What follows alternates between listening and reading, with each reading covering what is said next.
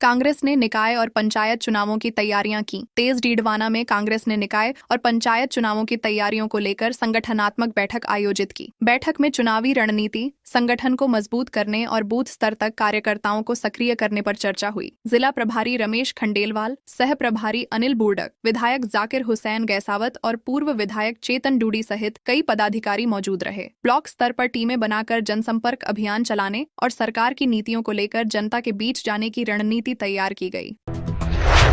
पूर्व पार्षद की 5 करोड़ की अवैध संपत्ति पर चला बुलडोजर। अजमेर में हिस्ट्री शीटर और पूर्व पार्षद हाजी अलीम के सरकारी जमीन पर किए गए अवैध कब्जे पर प्रशासन ने बड़ी कार्रवाई की। पुलिस और अजमेर विकास प्राधिकरण ने करीब 1.5 बीघा सरकारी जमीन से अतिक्रमण हटाकर मैरिज गार्डन, 4 दीवारी और अन्य अवैध निर्माण बुलडोजर से ध्वस्त कर दिए। इस जमीन की कीमत करीब 5 करोड़ रुपए बताई जा रही है। पुलिस का कहना है कि अपराधियों की अवैध संपत्तियों और आर्थिक नेटवर्क पर लगातार कार्रवाई जारी है और आगे भी ऐसे अभियान चलाए जाएंगे।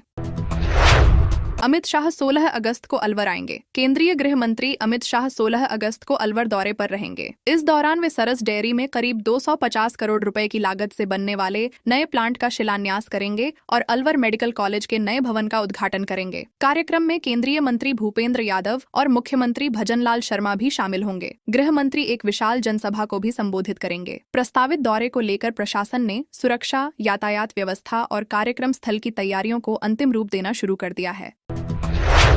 जयपुर में श्री राजपूत करणी सेना के कार्यकर्ताओं पर लाठीचार्ज। जयपुर में यूजीसी रोलबैक और सवर्ण समाज की विभिन्न मांगों को लेकर रैली निकाल रहे श्री राजपूत करणी सेना के कार्यकर्ताओं पर पुलिस ने लाठीचार्ज किया। प्रदर्शन के दौरान पुलिस और कार्यकर्ताओं के बीच धक्का मुक्की हुई तथा भीड़ को नियंत्रित करने के लिए वाटर कैनन का इस्तेमाल किया गया। प्रदर्शनकारी बीजेपी कार्यालय की ओर बढ़ने लगे तो पुलिस ने उन्हें रोक लिया। बाद में कलेक्ट्रेट सर्किल पर धरना देकर निकाय और पंचायत चुनाव में भाजपा का विरोध करने की शपथ भी दिलाई गई।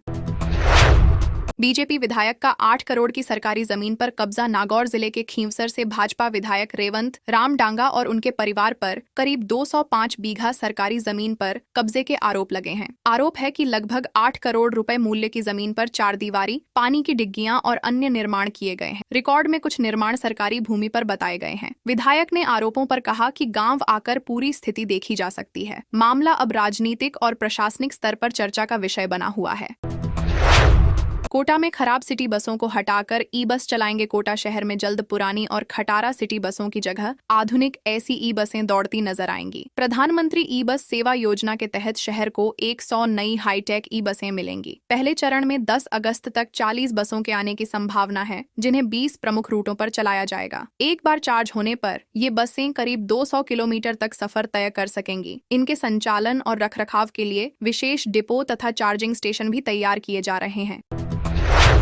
एडीए के बाद अब 30 करोड़ की कलेक्ट्रेट बिल्डिंग पर विवाद। अजमेर में स्मार्ट सिटी परियोजना के तहत बने नए मल्टी स्टोरी कलेक्ट्रेट भवन पर भी विवाद गहराता जा रहा है। शिकायतकर्ता ने आरोप लगाया कि करीब 30 करोड़ रुपए की लागत से बने इस भवन का निर्माण पर्यावरणीय स्वीकृति के बिना किया गया और डीजी सेट लगाने की आवश्यक अनुमति भी नहीं ली गई। मामले में भवन के उद्घाटन पर रोक लगाने और जिम्मेदार अधिकारियों पर कार्रवाई की मांग की गई है। प्रशासन ने शिकायत की जांच कर नियमानुसार कार्रवाई करने का आश्वासन दिया है। संभागीय आयुक्त ने हॉस्पिटल में भरते पानी पर जताई नाराजगी। कोटा के एमबीएस हॉस्पिटल के निरीक्षण के दौरान संभागीय आयुक्त अनिल अग्रवाल ने अस्पताल परिसर में जलभराव और सीवरेज ओवरफ्लो की समस्या पर नाराजगी जताई। उन्होंने कहा कि इससे मच्छरों और मौसमी बीमारियों का खतरा बढ़ सकता है। निरीक्षण के दौरान दंत रोग विभाग में एक्सरे सुविधा दूर होने से मरीजों को हो रही परेशानी भी सामने आई। आयुक्त ने बुजुर्ग और गंभीर मरीजों सुविधा के लिए एक्सरे मशीन डेंटल विंग के पास लगाने के निर्देश। जयपुर में आज चहलुम जुलूस को लेकर ट्रैफिक डायवर्जन। जयपुर में शिया समुदाय द्वारा इमाम हुसैन के चहलुम के अवसर पर आज पारंपरिक जुलूस निकाला जाएगा। इसे देखते हुए ट्रैफिक पुलिस ने दोपहर 1:30 पर से शाम 6 बजे तक परकोटा क्षेत्र के कई प्रमुख मार्गों पर ट्रैफिक डायवर्जन लागू किया है। कई स्थानों पर वाहनों की पार्किंग भी प्रतिबंधित रहेगी। जुलूस सुभाष चौक स्थित इमाम बाड़ा से रवाना होकर तय मार्गों से होते हुए करबला पहुंचेगा। पुलिस ने लोगों से ट्रैफिक एडवाइजरी का पालन करने और वैकल्पिक मार्गों का उपयोग करने की अपील की है। अलवर में एनएसयूआई के छात्र नेता भूख हड़ताल पर बैठे। अलवर के बाबू शोभाराम कला महाविद्यालय में छात्र संघ चुनाव बहाल कराने सहित 16 सूत्रीय मांगों को लेकर एनएसयूआई के 6 छात्र नेता अनिश्चितकालीन भूख हड़ताल पर बैठे हैं। मंगलवार सुबह बारिश के कारण धरना स्थल पर पानी भर गया, लेकिन छात्र पलंग पर बैठकर भी अपना आंदोलन जारी रखे हुए हैं। उनका कहना है कि सभी मांगे पूरी होने तक भूख हड़ताल खत्म नहीं होगी। प्रमुख मांगों में छात्र संघ चुनाव, मुफ्त वाईफाई, छात्रवृत्ति और फीस में राहत शामिल हैं। एनसीसी नेवी यूनिट बंद करने की तैयारी का विरोध। झालावाड़ के राजकीय उच्च माध्यमिक विद्यालय की एनसीसी नेवी इकाई बंद किए जाने की तैयारी का छात्रों ने विरोध किया। बड़ी संख्या में एनसीसी कैडेट, पूर्व कैडेट और छात्र जिला कलेक्टर कार्यालय पहुंचे तथा ज्ञापन सौंपकर यूनिट को पहले की तरह संचालित रखने की मांग की। विद्यार्थियों का कहना है कि यह इकाई वर्षों से अनुशासन, नेतृत्व क्षमता और राष्ट्र सेवा की भावना विकसित कर रही है। इसे बंद करने से सैकड़ों वर्तमान और भविष्य के छात्रों के सपनों पर प्रतिकूल असर पड़ेगा। जयपुर से मुंबई के लिए बंद फ्लाइट शुरू। जयपुर से मुंबई के बीच एयर इंडिया एक्सप्रेस की बंद फ्लाइट दोबारा शुरू कर दी गई है। अब यात्रियों को प्रतिदिन 6 उड़ानों का विकल्प मिलेगा। फ्लाइट संख्या नावे 1219 शाम 5:35 पर जयपुर से रवाना होगी, जबकि वापसी में बाए 1219 रात 10:15 पर मुंबई से जयपुर पहुंचेगी। 30 जून को यह सेवा बंद होने के बाद यात्रियों को परेशानी का सामना करना पड़ रहा था। नई उड़ान शुरू होने से व्यापारियों, नौकरी पेशा लोगों, छात्रों और पर्यटकों को बेहतर कनेक्टिविटी का लाभ मिलेगा। सवाई माधोपुर में 300 कांवड़ियों के साथ चली 200 मशाल। सवाई माधोपुर में 13वीं महाभगवा कांवड़ यात्रा श्रद्धा और उत्साह के साथ निकाली गई। यात्रा में करीब 300 कांवड़ियों ने भाग लिया, जबकि 200 मशालें आकर्षण का केंद्र रहीं। हरियाणा गौ सेवा प्रांत प्रमुख मोनू मानेसर सहित कई साधु संत और अतिथियों ने कार्यक्रम में भाग लिया। यात्रा शहर के प्रमुख मार्गों से गुजरते हुए दंडवीर बालाजी मंदिर पहुंची। देर रात गोपाल जी मंदिर में भगवान शिव के जलाभिषेक के साथ यात्रा का समापन हुआ और श्रद्धालुओं ने पूजा अर्चना की। कोटा में इस बार इको फ्रेंडली होंगे भगवान गणेश। कोटा में इस वर्ष गणेश महोत्सव को पूरी तरह इको फ्रेंडली बनाने की तैयारी शुरू हो गई है। आयोजन समिति की अध्यक्ष साध्वी डॉक्टर हेमा सरस्वती ने कलेक्टर से मुलाकात कर प्रशासन को तैयारियों की जानकारी दी। 15 सितंबर को मिट्टी से बनी गणेश प्रतिमाओं की स्थापना होगी, जबकि 25 सितंबर को अनंत चतुर्दशी पर प्रदेश की सबसे बड़ी शोभा यात्रा निकाली जाएगी। आयोजन को सफल बनाने के लिए प्रशासन और समाज के बीच अभी से समन्वय और बैठकों का दौर शुरू कर दिया गया है। कोटा के 50 इलाकों में आज 4 घंटे बिजली गुल। कोटा शहर में बिजली लाइनों के रखरखाव कार्य के चलते आज कई क्षेत्रों में 3 से 4 घंटे तक बिजली आपूर्ति बाधित रहेगी। निजी बिजली कंपनी द्वारा शटडाउन लेकर लाइनों, पोल और ट्रांसफार्मरों का मेंटेनेंस किया जाएगा। गणेश नगर, विज्ञान नगर, संजय नगर और अंबेडकर नगर सहित कई इलाकों में 3 घंटे, जबकि लक्ष्मी विहार, गायत्री विहार, कौटिल्य नगर और श्रीजी विहार समेत अन्य क्षेत्रों में 4 घंटे बिजली कटौती रहेगी। कंपनी ने लोगों से पहले से आवश्यक तैयारी रखने की अपील की है। पुलिस की अवैध लाइमस्टोन खनन की बड़ी कार्रवाई। नागौर में अवैध लाइमस्टोन खनन के खिलाफ अभियान के तहत पुलिस ने बड़ी कार्रवाई की है। पांचौड़ी थाना पुलिस ने अवैध खनन में इस्तेमाल हो रही एक एलएनटी मशीन और पत्थरों से भरी ट्रैक्टर ट्रॉली जब्त की। कार्रवाई अतिरिक्त पुलिस अधीक्षक आशाराम चौधरी के निर्देशन में की गई। जांच के दौरान चालक से पत्थरों के परिवहन से जुड़े वैध दस्तावेज मांगे गए, लेकिन वह कोई रवन्ना या अनुमति पत्र पेश नहीं कर सका। मामले में आगे की कार्रवाई जारी है। 20 दिन की पैरोल पर जेल से बाहर आएगा आसाराम। जोधपुर सेंट्रल जेल में बंद दुष्कर्म के मामले में सजा काट रहे आसाराम उर्फ आशुमल को राजस्थान हाईकोर्ट से 20 दिन की पैरोल मिल गई है। सुनवाई के दौरान राज्य सरकार ने उसके फरार होने की आशंका जताते हुए पैरोल का विरोध किया, लेकिन हाईकोर्ट ने कहा कि इस आशंका के समर्थन में कोई ठोस आधार प्रस्तुत नहीं किया गया। इससे पहले जिला स्तरीय समिति ने उसका आवेदन खारिज कर दिया था। अब कोर्ट के आदेश के बाद आसाराम निर्धारित शर्तों के साथ 20 दिन के लिए जेल से बाहर आ सकेगा।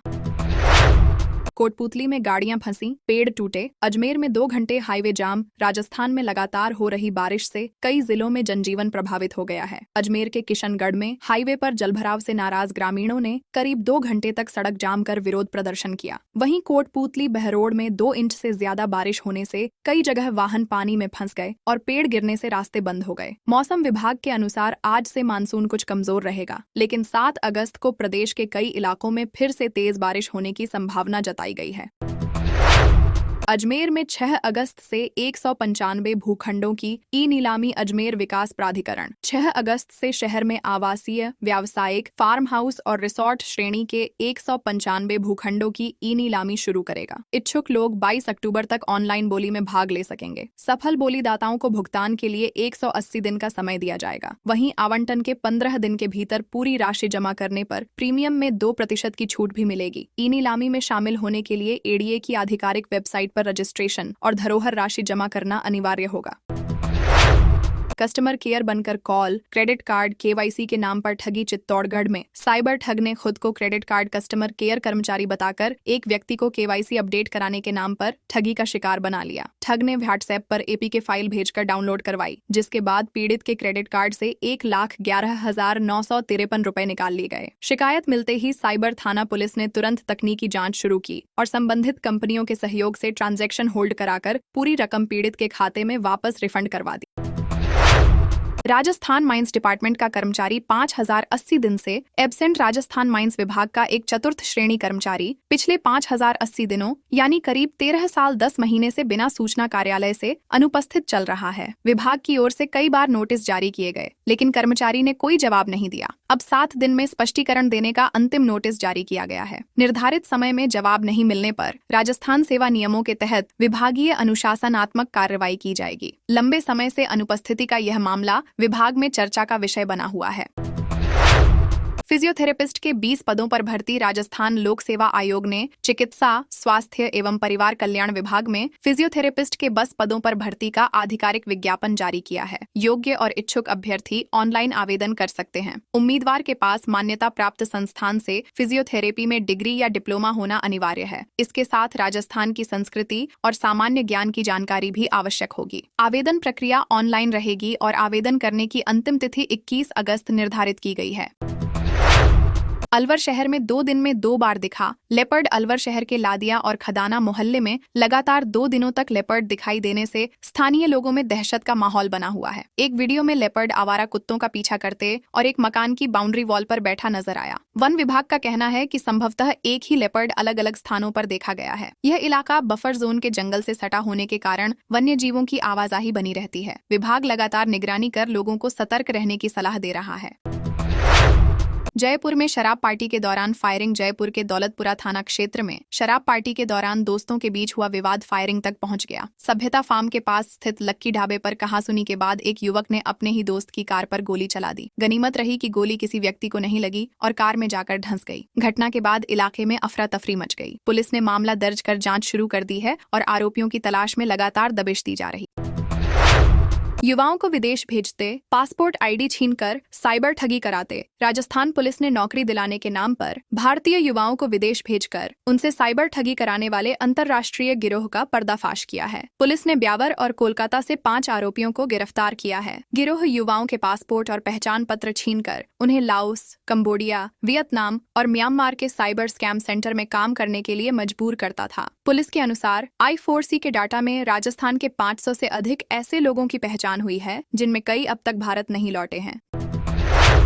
जल्दी अमीर बनने के लिए करने लगा तस्करी। बीकानेर में ऑपरेशन शॉक वेव के तहत करीब 50 करोड़ रुपए की 10 किलो अफगान हेरोइन, 11 विदेशी पिस्टल, 22 मैगजीन और 100 कारतूस बरामद किए गए। मामले में गिरफ्तार वीरेंद्र राज पुरोहित ने पूछताछ में बताया कि वह जल्दी अमीर बनने के लालच में तस्करी से जुड़ा। उसने खुलासा किया कि पाकिस्तान से ड्रोन के जरिए मंगाए गए ड्रग्स और हथियार पंजाब के अंतर्राष्ट्रीय ड्रग्स सिंडिकेट तक पहुंचाने थे। पुलिस अब फरार तस्करों की तलाश में जुटी है।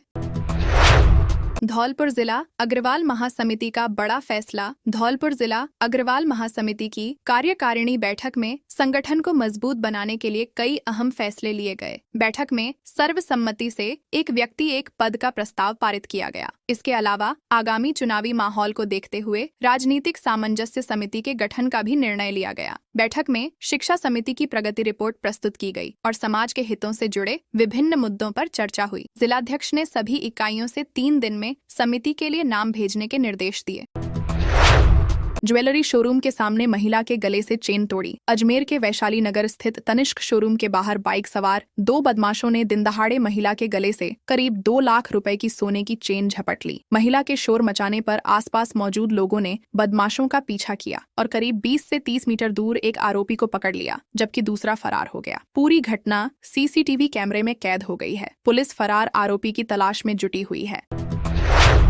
बुजुर्ग की जमीन हड़पने वाले 4 बदमाश गिरफ्तार। उदयपुर की सवीना थाना पुलिस ने फर्जी दस्तावेज तैयार कर बुजुर्ग की जमीन हड़पने वाले 4 आरोपियों को गिरफ्तार किया है। आरोपियों ने डमी खातेदार खड़ा कर फर्जी पावर ऑफ अटॉर्नी के जरिए जमीन रिसोर्ट मालिक को बेच दी थी। पुलिस के अनुसार 75 वर्षीय मीठालाल वैष्णव की कृषि भूमि पर कब्जे की शिकायत के बाद जाँच शुरू हुई। पूछताछ में सामने आया कि आरोपियों ने सुनियोजित तरीके से दस्तावेज तैयार कर करोड़ों की जमीन पर कब्जा करने की साजिश रची थी।